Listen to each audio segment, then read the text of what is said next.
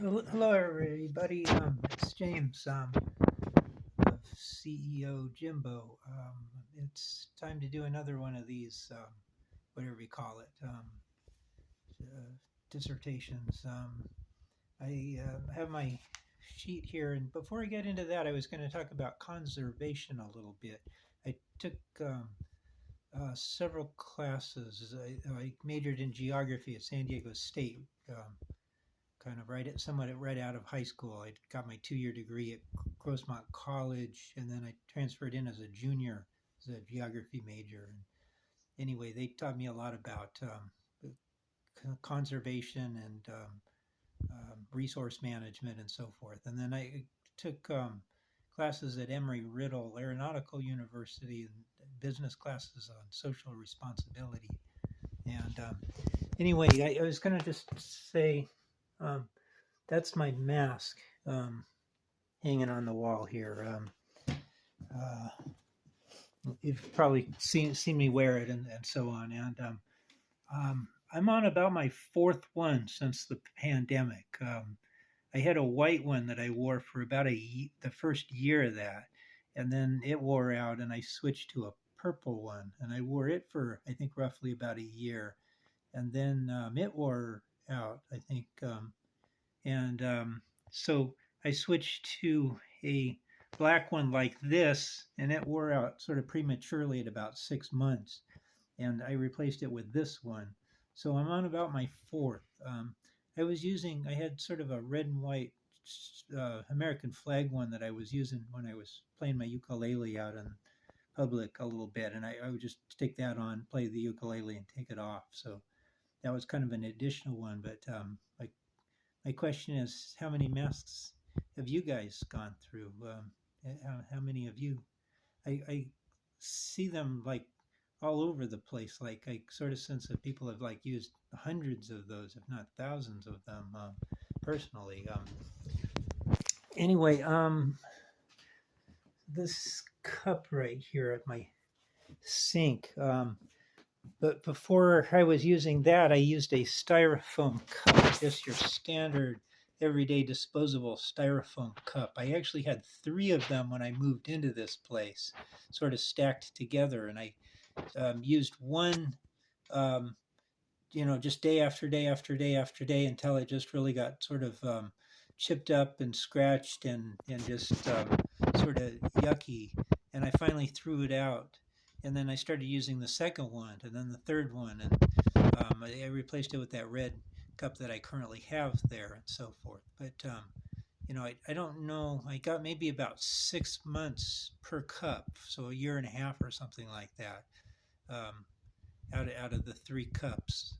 Using it every single day, sometimes several times a day. Like brush my teeth 4 times a day, use it 4 times a day, plus drinking water here and there, and so forth. Anyway, enough about that. I was going to get my clipboard. Hang on.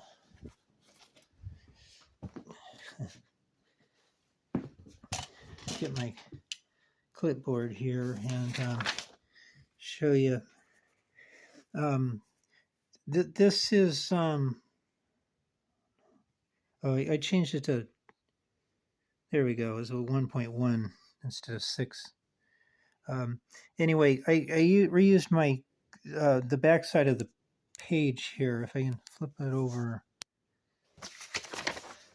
this was my notes from previous page. You've probably seen some of these drawings from previous videos. This was your ghost ship around Halloween time.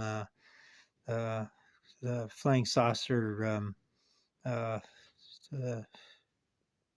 New Mexico, Truth or Consequences, wherever that place is. And anyway, so on the back side here, I kind of have squeezed in little drawings and stuff, sort of, and they're discernible if you kind of like look at it. This is the nose of a World War II twin engine aircraft, the nose of it, and then this was the radar unit on a gimbal here. I think that there was like a nose cone over it, and I think it's not drawn to scale. I think that this would fit inside the nose cone. From what I understand, a Bristol uh, Beaufighter, and so on. The predecessor to that was the Blenheim, which was mentioned over here somewhere. But they had radar airborne interception Mark IV radar systems on them that allowed the Allied forces to, do a lot of things, sort of win the war, I guess. This was a Patty Green flew, I think, both Blenheims and Beaufighters, and had a lot of uh, medals for that. He had a radar intercept officer, this regional Joseph Gillies, and together I think they made 11 kills or something like that, 11 confirmed kills using these Beaufighters with radar systems. And there was this was the more modern version. They had the conic dish in it. There was the earlier version that just has sort of like prongs sticking out the end, a small antenna versus those great big antler antennas. Excuse me. So this guy, I just drew this guy today. I drew the other ones maybe almost a week ago. Robert Yaxley was a pilot with a lot of medals that did a lot in the war. I think he flew Blenheims and Beaufighters also. So on, he had 11 victories himself. No, this other guy that he was carrying, these two guys ended up, they did a whole lot in the war, and then they ended up getting lost at sea in a Lockheed Hudson, which is a twin-engine airplane similar to the excuse me, similar to what I just mentioned, the Beaufighter, and so on, and whatnot. So anyway, President Eisenhower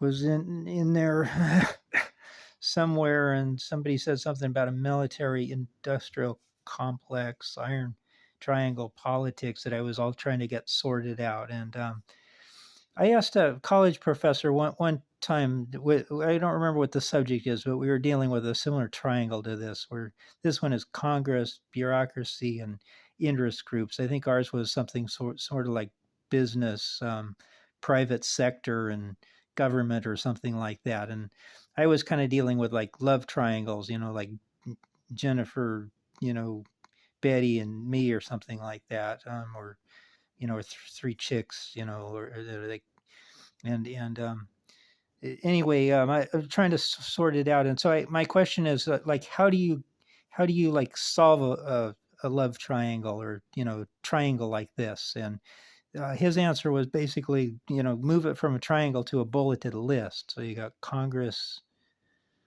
you got interest groups, and you have bureaucracy, and then kind of dealing with them individually.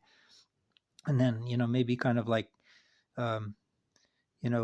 keep a file on this one, keep a file on that one, keep a file on that one, and till something good happens. And then, maybe the file winner is interest groups. You just really take a liking to that, and so you end up pitching Congress and bureaucracy, or something like that. So anyway, enough on that. And somehow that kind of led into that the AI, artificial intelligence, today is sort of about where radar was in World War II, and so on.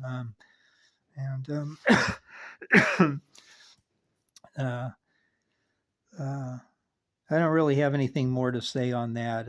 Just kind of giving you my Airport Air Safety Institute. These actually came like 3 or 4 days ago. Uh, uh, crowd wind. Oh, I know what that was. This had to do with the air show, the mid-air collisions. That there was a mid-air collision, is probably everybody knows, in Texas, with the Boeing B-17 and the P-63, I think it was. Anyway, I'm sorry to see that happen. Nobody wants to see that happen, and so on. I'm interested in mid-airs. I was kind of like reading up on the DHL flight 611 that crashed in Europe after mid-airing with a Russian aircraft and so on. So anyway, I kind of got on these for a while, and then I kind of like got off of them and more kind of back up here. Where I was just today, I drew this little guy here, whoever he is, Philo Farnsworth, 1906-71, who invented the video camera tube way back in 1927, which kind of led to TV and so on production. But he was instrumental in radar um, advancement in the early days, and also like night vision IR too. So he's one that I'd probably be trying to learn more about in the future. Anyway, that's about it. And sorry about my cough. I've just been outside in the cold weather, and I think I got a little bit of exposure. And it sort of gets worse when I talk or when I sing. I was having that problem when I was singing outside a little bit on Sunday, I think it was. And when I stop and sort of rest my voice, then I kind of get back normal again. Anyway, hope all is well with you and your families. Hope you're having a great day. Have the greatest of days, and try to get kind of more organized on this, and more concise, and with a better beginning, middle, and end, and so forth. Hope it's useful to you. Have a good day. Thanks, James. So long.